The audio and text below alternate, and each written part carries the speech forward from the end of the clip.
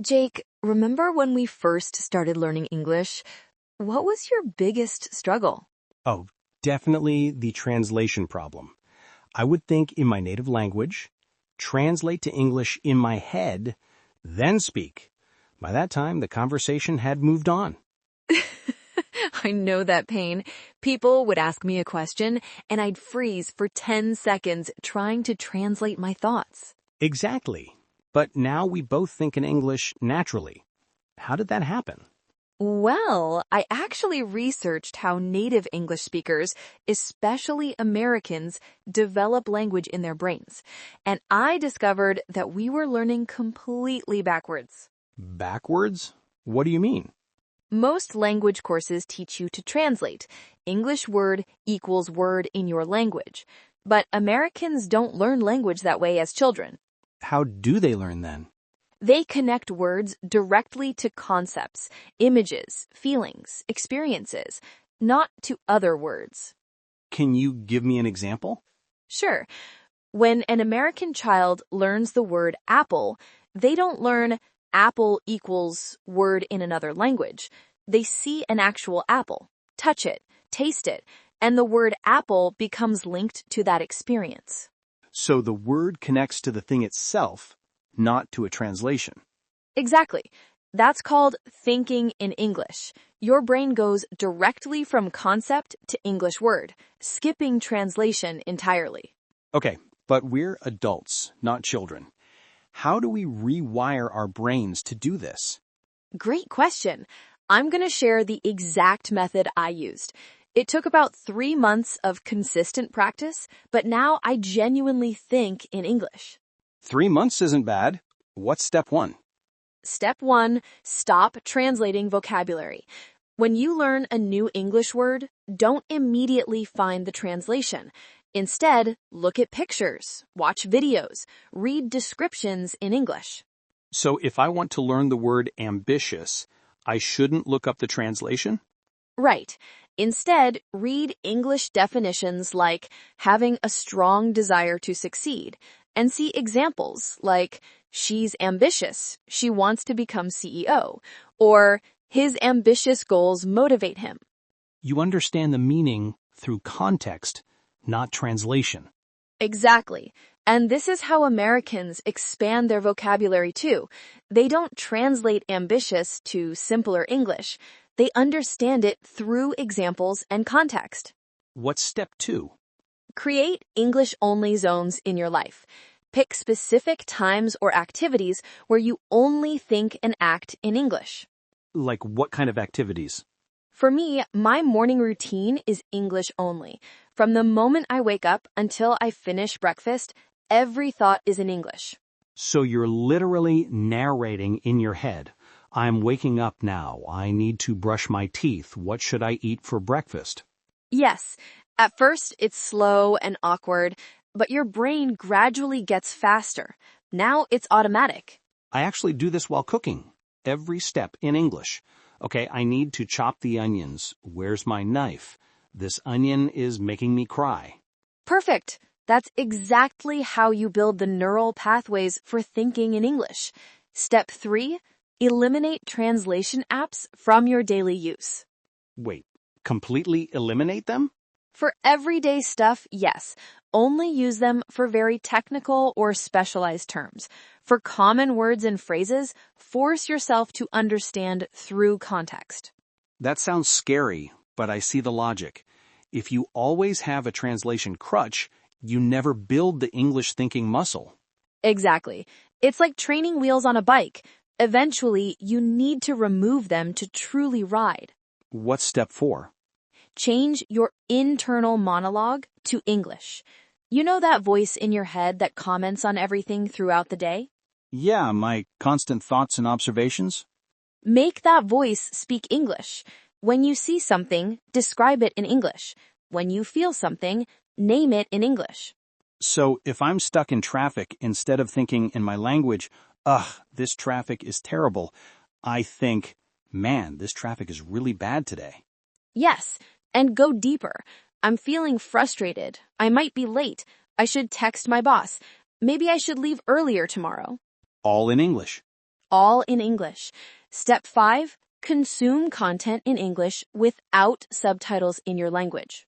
I know this one.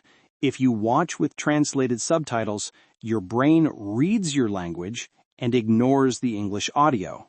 Exactly. Use English subtitles if you need them, but never translated ones. Your brain needs to connect English sounds to English words to English meanings.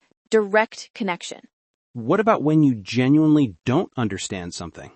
That's step 6. Learn to paraphrase and explain in simpler English rather than translating. If you don't know a word, describe it using words you do know. Oh, and the other person will say, "Oh, the refrigerator," and you've learned the word through context. Exactly. Americans do this all the time when they forget words. They don't translate, they explain. Step 7, practice having conversations with yourself in English. Out loud? Yes, have debates, tell stories, explain your day, anything. Talk to yourself in English. Doesn't that feel weird? At first, yes, but it's the safest way to practice thinking in English because there's no judgment, no pressure, no fear of mistakes. And you can stop and correct yourself or try different ways of saying things. Exactly. I literally have full conversations in the shower, in the car, while walking. It's my English thinking practice time. Step 8? Dream in English.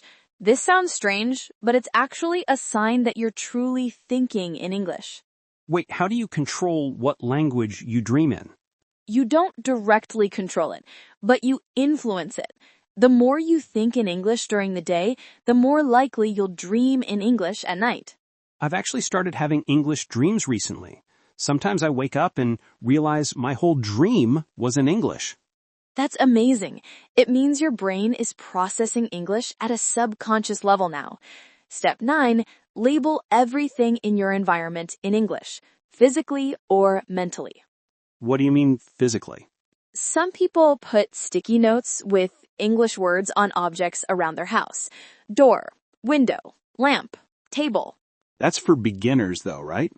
Even advanced learners can do this with less common words. Label your thermostat, cabinet, faucet, socket, words you might not use often. And mentally labeling? Whenever you look at something, name it in English mentally. I do this constantly. I'm always thinking tree, car, sign, person, building as I walk around. It's like constant English practice. Exactly.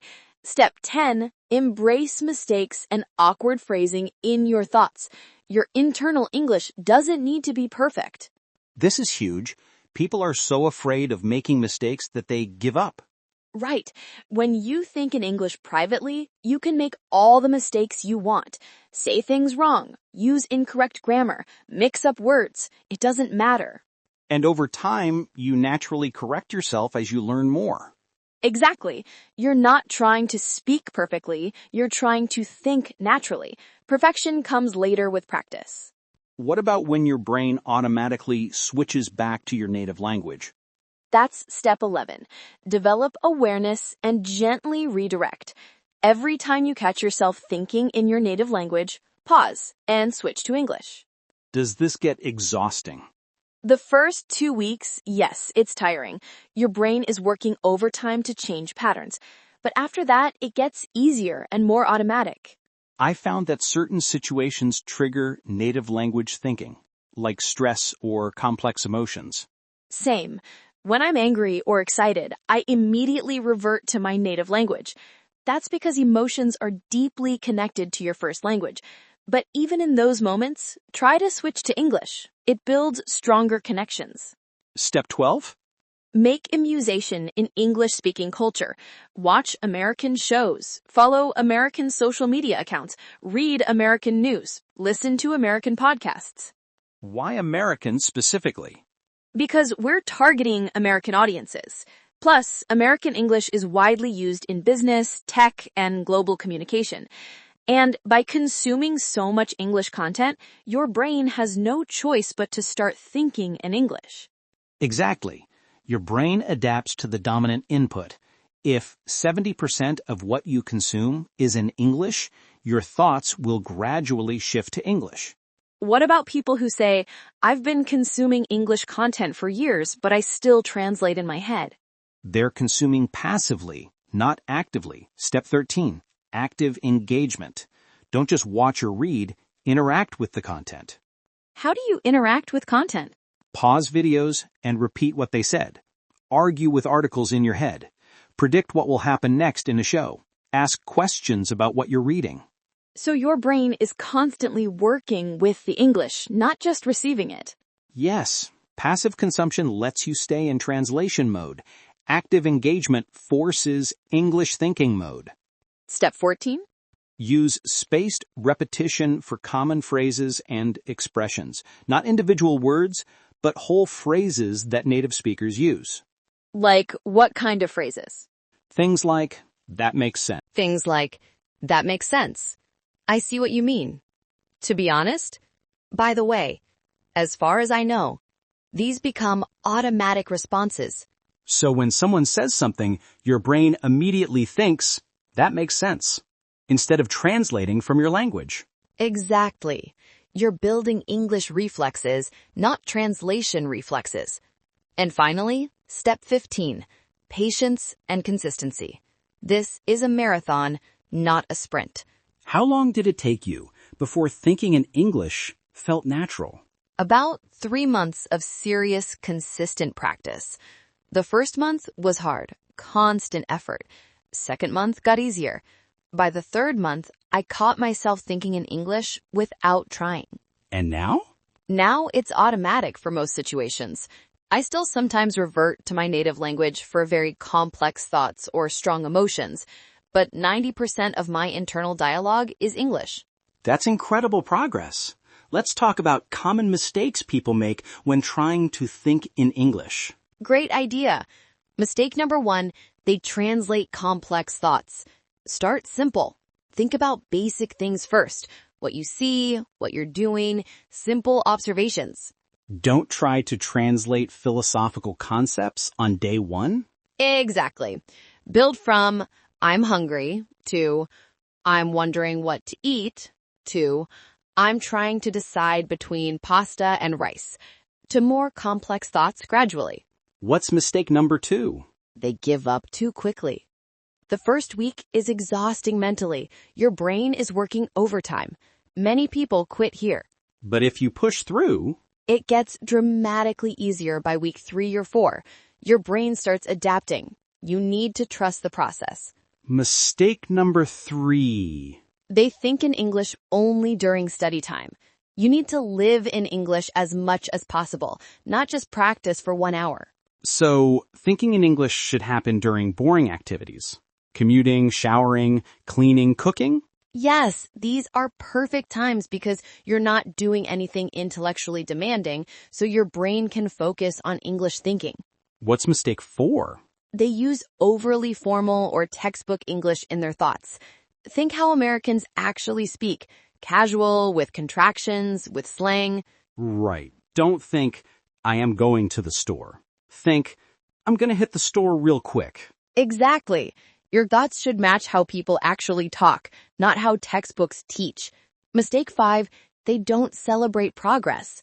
Thinking in English is hard. Acknowledge your wins. Like what kind of wins? When you have your first full thought in English without translating, celebrate. When you dream in English, celebrate. When you catch yourself switching languages and redirect, celebrate.